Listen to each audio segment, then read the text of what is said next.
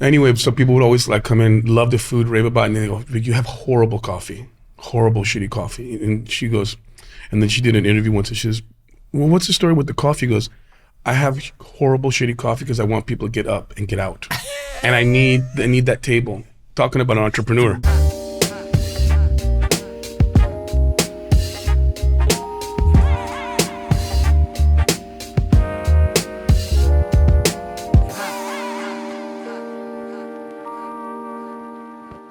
Forecasting's huge. Well, you know, something that we were talking about is, you know, the IP. You've got a personal brand. Yeah. You know, how in the heck did you get on TV? Well, that's a good question. You know what? And we were talking about what the perception is and how are you perceived, and, you know, my admiration for Gordon and how he's navigated his career. You know, Gordon, for example, he's maintained 3 Michelin stars for 20 years in England. It's amazing. You know how hard it is? You're reviewed twice a year by the inspectors. You got to keep that standard and that quality at an all-time high and be consistent and diligent. And I just find that fascinating. And then, but he's a chef first. He's an entrepreneur. Then he's like a TV person. And then he's like, you know, all these different things, but he's a chef. And that's what I am. My dream was always to have my own restaurant. I wanted to be the captain of my ship. I wanted to cook the food that spoke to me. I wanted to make people happy through my craft and have others grow with me and have opportunities to be successful. That was a goal. Television came knocking on my door because that was really, you know, I'm a good looking young kid, chef at the time. You know, Latin food was starting to get a bigger understanding and appreciation. Food Network started coming back in its infancy. And I was kind of like brought in initially to do like, you know, a Cinco de Mayo, you know, they would say Mayo, they wouldn't say Mayo, you know, it's like Cinco de Mayo taco party or a Mexican Christmas. And I would do these little appearances on the network initially. And they were like, man, you're well-spoken, you're good-looking, you're talented, shit, you know, whatever. And then I would be asked to do another show. And they kind of just started snowballing like that. And then I still do this. I only wanted to do television, not to promote myself or any of that, but to have people come to my restaurant. I wanted to use it as a marketing tool. And now it's changed so much because now I'm like this cultural ambassador for Latinos and cooks. And now my mission and the presence on television is so much more different. But initially was just to get people to come into the restaurant, you know? And that was part of the celebrity chef launch, you know what I mean? Yeah. It was right there. And I remember Food Network was on on 44th Street and 6th Avenue. They were in a building like this. Mm-hmm. You imagine? Mm-hmm. So, and I had to bring all my prep with me from the restaurant. So I had everything in these little plastic containers. I'm bringing this shit up in a taxi, you know what I mean? And trying to get up there, and I'm cooking this dish and the damn fire alarm's going off because they don't have the proper venting because you're not supposed to cook in a corporate building like that, you know what I mean? And all that kind of stuff. And we just didn't really know what we were doing at that time. And I remember going into the studio and seeing all the set pieces all tucked into this corner because they literally just had one big room that we were doing all the shows in. And then from there, it just, you know, it started coming and other shows been coming, you know, and I've been doing television for 24 years, 23 years. I've been on television a long time. Yeah. And I never thought that was going to be such a big part of my life. Like I really didn't. I thought, you know, I'd fall out of favor or some other hotshot young chef is going to come here and kind of like bump me off or whatever. And it hasn't happened. Why do you think that is? Because I continue to redefine myself. I continue to find things that motivate me and inspire me. Yeah. So when I come in, I'm not the same trick pony. I'm coming in with a new love or a new facet of something that I just took a trip to Mexico and I'm really excited about this regional food from Michoacan, or I just been to Peru and I was blown away with the ceviche master and Javier Wong, and he taught me how to do you know, so like I'm always constantly trying to seek out new things, or sometimes old things, but bringing them to a new audience. Yeah, your reinvention and reintroduction. Yeah, so that's kind of how I've continued to stay relevant, and also, you know, my style is so unique, and I'm also, you know, television is really interesting because it will expose you for better or for worse. If you're a good person, you'll come across that way. If you're a douche, you're gonna be you're gonna be douched. You know what I mean? So it's gonna come out. You know what garbage I mean? in, garbage out. Apparently. Absolutely. Yeah. But it's been fun. I mean, look, I've gotten a lot of opportunity in life because I've been able to do television and that, you know, people admire what I do. But I'm always of that mindset that I have to be prepared for it not to be part of my life. Because, you know, it's kind of fickle, man. You're at the mercy of other people making decisions about you. And sometimes that freaks me out because I like to control, you know, what we're doing, you know. And in this, you know, like right now, I'm pitching a show right now to multiple networks. And it's one of the shows I'm really excited about making. And I've been turned down by 4 networks already. And I'm like thinking, and I'm overlooking the deck. I'm talking to our team, and I'm like, what's wrong? Why is this not getting bought? And then they're like, well, I don't know. It's the end of the year. People don't have their budgets yet. People are not pulling the trigger on food shows. It's a saturated genre right now, or whatever it is. And I have to come to grips with that, you know? But then I'm hell bent on doing it because when I want to get something, I go get it, you know? That's good. I wanted to get that Master Chef job, the one I have now. I wanted that job badly, and I got it. And it's been you have to be like that in life. You have to have somebody that you look up to, that you want to get to. Yeah. You know, if in business, especially if you're an entrepreneur, you have to have that. Because unless you're just working aimlessly, you know what I mean, without a direction, you don't know what the hell, where you want to be at, you know what I mean? Yeah. And some people are content with what they have, and that's okay too, you know? But me, I have this insatiable need to be better and to influence others and help our team grow, you know? Yeah. It's our team. I hate when people say my team. People are not objects. I hate when people say that. Our team, we're all in this together, and we're all striving for the same goal, and that's making people happy through food. You know what I mean? Yeah. So 100%. Just like the wording and how you have the structure of the team is so important. It's a big reason why I'm allowed to be successful. But you know, it's so funny in the restaurant business. My mom always had shitty coffee at her restaurant. People would say it all the time. Let's record on this. So my mom, you know, she had a restaurant for 30 years. It was like the bastion of all Mexican cuisine in New York. And people would come and just rave about the food. Like, we used to have all of these crazy celebrities like Anthony Quinn, Robert Palmer was a good friend of my mom, Paul Newman. Paul Newman was probably about 70 years old, and he had 25-year-old women charging him. Like, we had to like push people back at his age because that's Paul Newman, man. Yeah.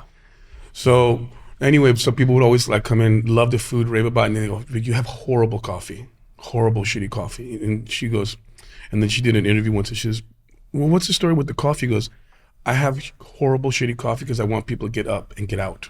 And I need that table.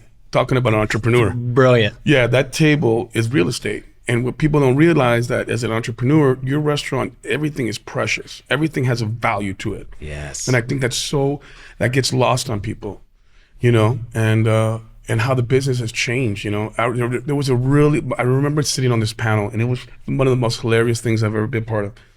There was a gentleman named George Lang, very famous man, super elegant, older guy, who was the owner of Café des Artistes, which was one of the vulnerable, sort of French-inspired, very elegant restaurant on the Upper West Side. And he called everybody darling. And we asked him, so Mr. Lang, what is your opinion on the current restaurant scene in New York and in general? And he goes, darling, the restaurant scene has gone the way of prostitution. It's full of amateurs. Like that. He said that, and everyone was like, but the guy's like 75 years old, so no one's gonna tell him anything. I'm like, kind of inappropriate. Yeah, really not a good analogy. Yeah, and we're all, okay. But so my mom kind of would do little tricks like that, you know what I mean? And then she would have like the downstairs in the restaurant was no reservations upstairs. She took them, and she would tell people, look, I can give you a table, but I need it back in 48 minutes. And people would do it. Wow. You can't do that anymore. No. People will like write a Yelp review and kill you, you know what I mean? But yeah, they will. But anyway, that's just kind of how far things have come, you know what I mean? Yeah, and I think one of the things that has been really interesting is like just even her and the heritage that you have, not only with, you know, cultural heritage, but just the heritage that you have with, you know, being a restaurateur with, you know, with your mom and all that kind of stuff. And the one of the things that I have thought has been really interesting is this phrase that you have of, you know, lose your tongue, lose your country. Yeah. Right. So tell us about where did that come from, and how are you sort of sort of employing that. Yeah, well, in Spanish, it's cuando pierdes tu lengua, pierdes tu patria. You lose your country when you lose your tongue. And right now, being Latino is very popular. It's like in style. It's in vogue right now. And I feel like everyone's claiming their heritage and I'm a Latino and I'm this, but you don't speak a lick of Spanish. So there's always a huge disconnect when you go back to Latin America and you try to claim and rescue your roots and get back to that place that obviously is very important to you, that you want to discover and figure out more about, but somewhere along the way you lost your language. So you've lost one of the most intimate parts of getting to know that part of yourself. And I think it's endemic with a lot of generational Latinos, because what's ends up happening is that you get first generation or Latinos, or like, their parents immigrated and then they want to assimilate. So one of the ways to do that is to not have your kids viewed as immigrants. So that's why Spanish isn't taught a lot of homes from certain generations, because the parents wanted to separate themselves and raise American kids as opposed to Mexican kids or wherever. So that has changed now, because now everybody wants to kind of rescue their roots, and now you have first generation Latinos really all about that. But I kept it with my Spanish. And the way is because my mom only spoke Spanish at home, and I was constantly going back and visiting with family when we only spoke Spanish. And then now I've kept up with it because I have friends that I speak in Spanish with every day. I keep up with it. I've worked in kitchens my whole life. So what the hell you think we're speaking in kitchens, Spanish? Yeah. So it's like all of that has helped me have that connectivity, and how it also influences the entrepreneur side of me is that I've gotten so many opportunities to do business because I've kept up with my Spanish. Wow. So if a brand solicits me, for instance, and they say, okay, Bounty, they want me to do a campaign with Bounty, and then we'll come and say, okay, I'll do it for this, but I need Spanish. We'll do the same marketing campaign in Spanish, so I get paid twice, once in English and once in Spanish. You know what I'm saying? That's right. So that's how important it is, because you're literally leaving money and you're leaving opportunities on the table just because you didn't keep up with your Spanish. And my son, who's 11, lives in LA, and I'm trying to him and his mom and I put him into an immersion school, for the first 6, 7, so he was like 8, and he just couldn't take it to the language, and we had to pull him out. Wow. So that's like disappointing to me, because I'm like, he's literally going to miss out. Yeah. You're going to miss out on stuff, and especially think about it, like when you go back to Mexico to visit with his cousins and everyone's speaking Spanish, and then you feel left out. And then he ends up not liking going to Mexico because he's not vibing with his family. He feels like a left outsider, second class citizen or an outsider. Yeah. Yeah. And it's very important as it comes to, now I'm an owner of a co-owner of a production company called Cocina, where we create Latin content. Okay. So we post recipes on social media, but we also create content. So I'm an executive producer of my shows. That's like the evolution of talent. When you're on TV, you've done this for as long as I have. I know what to do when it comes to producing a show. I know how to put cameras in positions now. I know how to write a script. I know how to do all that now. And that's what's exciting for me, identifying new Latin talent and then having them grow their brand with the help of me and my experience. Yeah. That's really rewarding to me. Yeah, you know what I mean? Good. Yeah, for sure. And that's why when you charge, you always have a high value of what you're worth. You know what I'm saying? And chefs, especially and artists, we always we undermine ourselves because we don't have a good grasp about what we're worth. I'll give you an example. I turned down a lot of $100,000 deals. Why? Well, look, check it out. So after I pay my agent 15, 20%, the government takes 40 cents out of every dollar I make. So that 100,000 is really only 50. Yep. You know what I'm saying? Yep. And then am I going to really want to work that hard for just that? You know what I'm saying? Yeah. And you got to make those decisions. And that's why it's so important to have a day rate. Because I tell people all the time, they're like, well, how do I charge? Well, figure out what your day rate is. So when you get approached to do campaigns or you get approached to do some business, some work with them, you know how to work backwards. You say, my day is worth this. And this amount of work that you're asking me to do is going to take this much. So that's what I'm going to charge. That's good. You know what I mean? Just as a piece of advice to people out there trying to figure out, how to, when you're negotiating in the contract about your worth, find your day rate. That's what I always tell people, find your day rate. What are you worth? Yeah. Well, you know, being an author, right? You do a lot of things. Yeah. Right. You do a lot of things. You've got, you know, being a restaurateur, right? For a number of concepts. Then, you know, you're on TV, been on there 24 years, and now you've got, you know, the author thing going. So what was maybe what was the reason that you said, you know, I'm going to write this book? Well, you know, I've written 3 books, and you know, my mom actually has written 3 books, and my grandmother wrote a book. So I'm actually a 3rd generation cookbook author, which is crazy, right? So, and initially started with the idea of just cataloging the recipes and having a point of view and having something that's tangible that someone can walk away with and recreate at home. Like, I love that idea of a book because I cook out of books. Like, I have a huge library, and I love to get a book and not necessarily follow the recipe per se, but just get inspiration from it. Like, I'll glance over it. But I just think it's interesting to do that. So I did, you know, my first book, La Comida del Barrio, which is kind of this deep dive into Latin neighborhoods across the country. Then my second book was more just about my flavor bases and recipes I've developed over my career. And then the latest book, Where I Come From, Life Lessons from a Latino Chef, is really like my love letter to my mentors, to my story, to me, and my mom and our family and our culture, and just kind of letting this be an inspirational tale, but also a cautionary tale that I've had to go through a lot of roadblocks and a lot of obstacles in my life to get to where I'm at now. And it's a constant process of betterment and of evolution, of growth.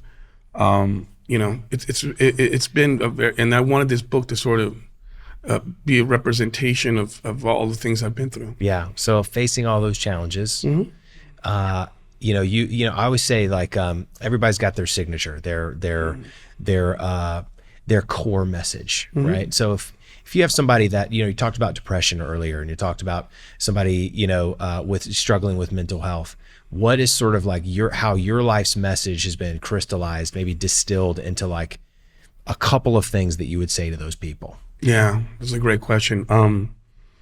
First of all, it's okay.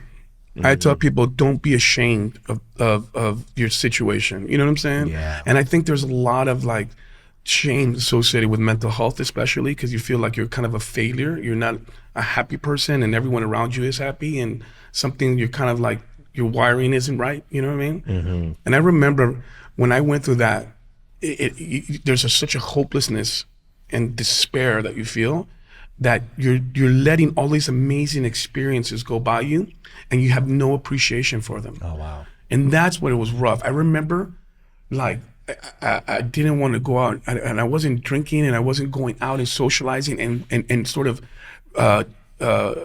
you know, disconnecting from the business or letting everything go. I was just wound up, and I felt like there was something missing every day. Oh, wow. And that's a big part of depression, is that you feel something's missing. I felt like I was off, like, you know, I wasn't appreciating all these cool things I was doing, or even wanting to grow or get better. I just was kind of languishing, you know what I mean? And then when I started seeing therapy and getting some medicine and kind of understanding what was wrong, it really helped. And it helped me to be more productive, and just that understanding that there are a lot of people that deal with it. Yeah. You know, being a chef is an extremely stressful job. Yes. And then you couple that with a little bit of depression, and you can see how people can go over the edge. Yeah. So I just tell people, look, man, keep your eye on the prize. It's totally normal. There's a lot of places you can find help, and know that I'm out there, you know, supporting you, and I've been through it, you know. So, and it's always a constant struggle. Alone. Yeah. And it's a struggle. It's like something that's always around the corner. So, you know, you kind of have to keep an eye on it, you know, like anything else. Like, well, man, I can get back there if something catastrophic happens. Yeah, yeah. You got to find a way to stay present. That's the big takeaway that I took from you as well, is like, you know, there's all these awesome things going on, and if you're looking towards the next thing, or you're regretting something that happened in the past, you got something to hold you back, you're missing out on what's happening. Exactly. And, you know, there's a lot, you know, I always say that it's not about where you've been, or even the now sometimes. It's about where you want to go, where you want to be. Like, what do you want to be? Because, like, like I watch these things like on Warren Buffett, and he always says, like, he goes, you know what? Everybody in this room has the ability to do what I do and more. But if that doesn't happen, it's because you got in your own way. Wow. You know what I'm saying? and you can't get in your own way. You have to be able to be sort of liberated from yourself and make failure your friend. It's okay to fail, you know?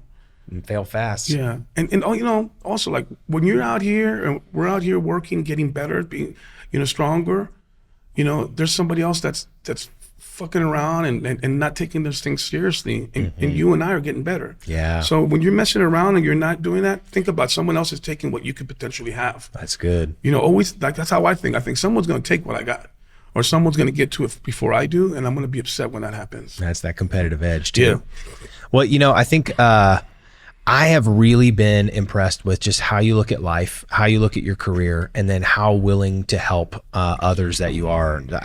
I just think, you know, to all the listeners, it's one of those things that we're just so thankful to have people like you that have been through it, that are willing to share, willing to give back. And it's just it's been freaking awesome to sit down and have a conversation with you. But I do have some rapid fire questions. Oh, I love that. I love rapid fire. Are you ready? Yes, sir. All right. All right. What's your favorite tattoo? I see that you have a few. My son, there's a baby rattle that I have, and it's actually his birthday. Oh, that's awesome. Yep. All right. Favorite artist or music to cook to? Favorite artist to cook to? Well, I love Lenny Kravitz. I'm a huge fan. I love Amos Lee, and then a bunch of Mexican music. Okay. But I usually cook the ranchera music to mariachi. Okay. All right. I'm in New Orleans for one day for 24 hours. Where am I going to eat? Well, you come into my restaurant for All sure. right. That sounds good. Yeah, and then you can go to Bacchanal and listen to a little show and have some beautiful wine in an outdoor patio setting. I think that's an absolute must. Okay. All right. What's your most memorable dish that you've ever tasted on TV? Most memorable dish I've ever tasted on TV. Oh shit, that's a good one. I think a couple seasons ago we had a young lady who was from Burma, which was, I guess, with Myanmar, yeah. And then she made us this laksa, which is kind of like this curry-based soup that was so freaking amazing. And like she cooked things that I didn't know we had in the pantry. Like, you know, Master Chef, she brought like bamboo sprouts and all this kind of shit. I was like, what the hell's going on here? I didn't realize we had that.